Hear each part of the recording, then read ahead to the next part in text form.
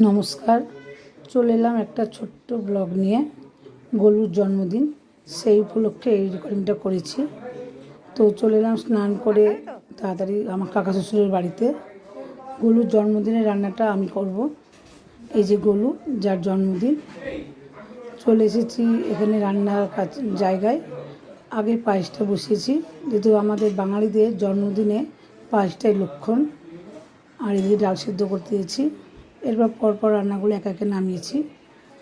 তো আমাকে হেল্প করেছে, আমি রান্না করলেও আমাকে সবাই হেল্প করেছে, গোলুর মা, পিসি, ঠাম্মি, সবাই।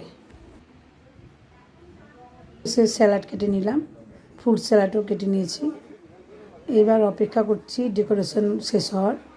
ডেকোরেশন শেষ না হলে তো আর গোলুকে সামনে সাজিয়ে দিতে পারছি না। গোলু সেজেগুজে অপেক্ষা করছে যে কখন ওর হবে।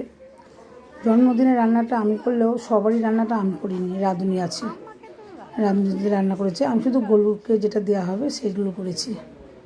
তো এবার ডেকোরেশন প্রায় কমপ্লিট।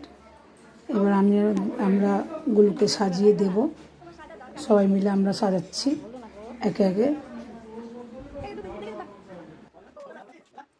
এবার আশীর্বাদের পালা। আমি যেহেতু জেম্মা হই আর পায়েসটা আমি রান্না করেছি, সেহেতু আমি আগে আশীর্বাদ করেছি। এবার সবাই একে একে করেছে, মা, বাবা, ঠাম্মি, পিসি, সবাই। গোলুর তো খুব আনন্দ, টাকা গুনছে শুধু। ওর আনন্দটাই আসল। সন্ধেবেলায় এবার কেক কাটার পালা। সবাই এক জায়গায় হয়েছি। ওরা দুই ভাইয়ের জন্মদিনই যেহেতু 7-8 দিনের তারিখের হেরফের। গোলুর 23 তারিখ, ছোটোটার 30 তারিখ। ওই জন্য দুই ভাইয়ের জন্য দুটো কেক আনা হয়েছে, আর দুই ভাই কাটবে। তো বাচ্চারা সবাই আনন্দ করছে। শিশুদের আনন্দ, মুখের হাসি, এগুলোই ভালো না? ঠিক আছে বন্ধুরা, তোমরাও দেখো। আজকে এই অবধি, আবার পরে দেখা হবে অন্য একটি ব্লগে। টাটা।